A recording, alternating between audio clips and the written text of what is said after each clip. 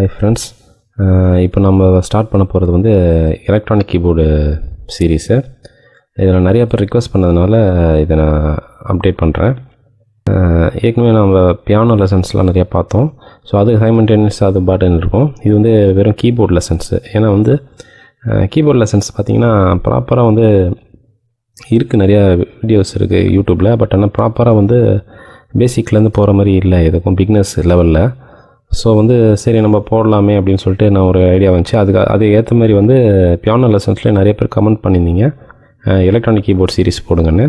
So இது வந்து புதுசாக கீபோர்ட் லெசன் ஸ்டார்ட் பண்ணோம் பேசிக்லேருந்து. மியூசிக்னா என்ன ஃபஸ்ட்டு வந்து பார்த்துக்கலாம். மியூசிக் வந்து அது டெஃபினேஷன் என்னென்னு பார்த்தீங்கன்னா ஸ்வீட் சவுண்டுன்னு சொல்லுவோம். மியூசிக்னா சவுண்டில் நிறைய வெரைட்டிஸ் இருக்குது. பட் வந்து நம்மளுக்கு இயருக்கு வந்து ஸ்வீட்டாக கேட்குறதுக்கு இனிமையாக இருக்கிறது தான் மியூசிக்னு சொல்லுவோம். மியூசிக் வந்து ரெண்டு விதமாக பிரிக்கலாம், மெலடி, ரிதம். இப்போ நீங்கள் இந்த சார்ட்டில் பார்த்துக்கிட்டே வந்தீங்கன்னா தெரியும் மெலடி, ரிதம். மெலடியை வந்து மெலடின்னு சொல்லலாம், டியூனுன்னு சொல்லலாம், சரிங்களா.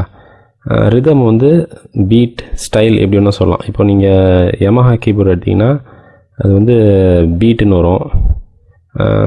கேசியோவில் வந்து யமஹாவில் வந்து ஸ்டைலுன்னு வரும், கேசியோவில் ரிதம்னு வரும், பீட்டுன்னு ரோலாண்டில் வரலாம். ஸோ அது வந்து எல்லாமே ஒரே மீனிங் தான். ரிதம், பீட், ஸ்டைல் எல்லாமே ஒரே மீனிங் தான். மெலடி இல்லை டியூன் வந்து அது ஒரு மீனிங். ஸோ வந்து இப்போ பார்க்க போகிறது வந்து 7 ஸ்வரங்கள்.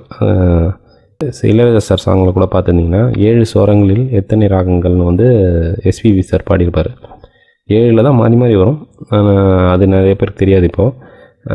ஸோ இப்போ பார்த்திங்கன்னா வந்து அது வெஸ்டர்னில் பார்த்திங்கன்னா 7 அந்த ஸ்வரங்கள் பார்த்திங்கன்னா என்னென்னு சொல்லலாம்னா A, B, C, D, E, F, G.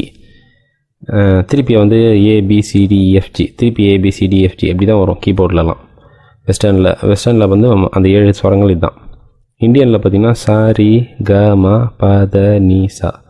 இந்த சார்ட்டில் பார்த்திங்கன்னா உங்களுக்கு எல்லாமே தெரியும். ஸோ வந்து இதுதான். இப்போ வந்து பார்த்திங்கன்னா டைப்ஸ் ஆஃப் இன்ஸ்ட்ருமெண்ட்ஸ் பார்க்கலாம். டைப்ஸ் ஆஃப் இன்ஸ்ட்ருமெண்ட்னால் என்னென்னு பார்ப்போம்.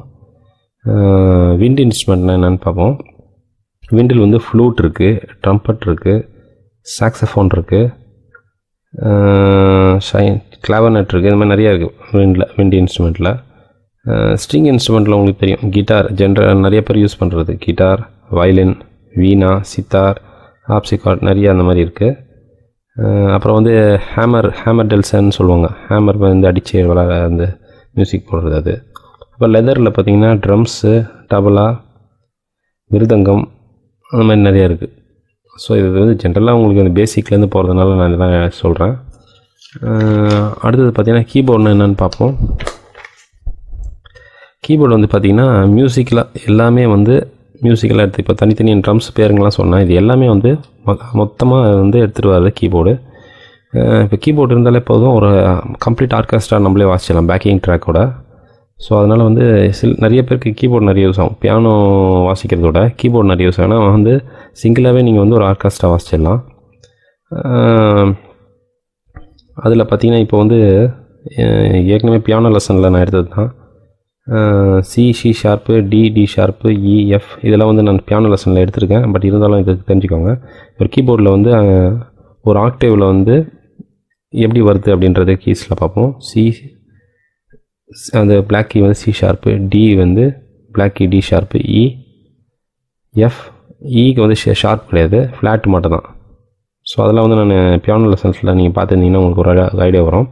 இருந்தாலும் இதில் எடுக்கிறேன். சி பிளாக் வந்து சி ஷார்ப்பு, டி பிளாக் வந்து டி ஷார்ப்பு, இக்கு வந்து ஷார்ப் கிடையாது, எஃப் அடுத்தது, எஃப்க்கு வந்து எஃப் ஷார்ப்பு, ஜி ஷார்ப்பு, திருப்பி ஏ வரும், ஏ ஷார்ப்பு, அப்புறமா பிக்கு வந்து ஷார்ப் கிடையாது, அப்புறம் திருப்பி சி வரும். இப்போ புரியுதா உங்களுக்கு? சி, டிஇஎஃப்ஜி, ஏபி, திருப்பி சிடிஎஃப்ஜி, ஏபி, திருப்பி சிடிஎஃப்ஜி, ஏபி. அது ஒரு ஆக்டிவ் தான். ஸோ இது வந்து உங்களுக்கு புரிஞ்சிருக்குன்னு நினைக்கிறேன். ஏற்கனவே வந்து இந்த சார்ட்டில் பார்த்திங்கன்னா உங்களுக்கு தெரியும் ஷார்ப்னா இப்படி மேலே இருக்கிறது மாதிரி போடணும், ஃப்ளாட்னா வந்து பி மாரி போட்டு சின்ன பி மாரி போடணும். ஸோ அதெல்லாம் உங்களுக்கு இந்த பியானோ லெசன்ஸ்லேயே தெரிஞ்சிருக்கும். எஃப் ஷார்ப்பு வந்து ஜி ஃப்ளாட்டுன்னு சொல்லலாம், G ஷார்ப் வந்து A ஃப்ளாட்னு சொல்லலாம், A ஷார்ப் வந்து B ஃப்ளாட்னு சொல்லலாம். இப்போ நான் வந்து கொஞ்சம் ஃபாஸ்ட்டாகவே போகிறேன், ஏன்னா வந்து நிறைய லெசன்ஸ் நீங்கள் வந்து பியானோ லெசன்ஸ் பார்த்தீங்கனாலே ஃபஸ்ட்டு ஒரு 5 லெசன் பார்த்தீங்கனாலே உங்களுக்கு இதெல்லாம் வந்து நான் ரொம்ப டீட்டெயிலாக எடுத்திருக்கேன். ஸோ வந்து இருந்தாலும் இதில் பேசிக்லேருந்து போகணுன்றதுக்காக தான் போகிறேன். ஸோ இந்த வீடியோஸ் எல்லாம் உங்களுக்கு பிடிச்சிருக்குன்னு நினைக்கிறேன். இப்போ நீங்கள் பார்த்த வரைக்கும் பேசிக்ஸ் நான் எடுத்திருக்கேன். ஃப்ளாட்னு என்ன, ஷார்ப்னா என்ன, கீபோர்டு வந்து எத்தனை இன்ஸ்ட்ருமெண்ட்ஸ் வந்து அதில் கனெக்ட் ஆகுது, எல்லாமே வந்து பேசிக் லெசன்ஸ் மட்டும் எடுத்துங்க. அடுத்த வீடியோவில் வந்து நம்ம வந்து எக்ஸசைஸை பற்றி பார்க்கலாம். ஸோ தொடர்ந்து இந்த வீடியோஸ்லாம் பாருங்கள். நிறைய வீடியோஸ் நான் அப்லோட் பண்ணினே இருக்கேன் கீபோர்ட் சீரீஸில். இது உங்களுக்கு ஹெல்ப்ஃபுல்லாக இருக்கும்னு நினைக்கிறேன். சப்ஸ்கிரைப் பண்ணுங்கள், ஷேர் பண்ணுங்கள். தேங்க்ஸ் ஃபார் வாட்சிங் ஃப்ரெண்ட்ஸ். தேங்க்யூ. பாய்.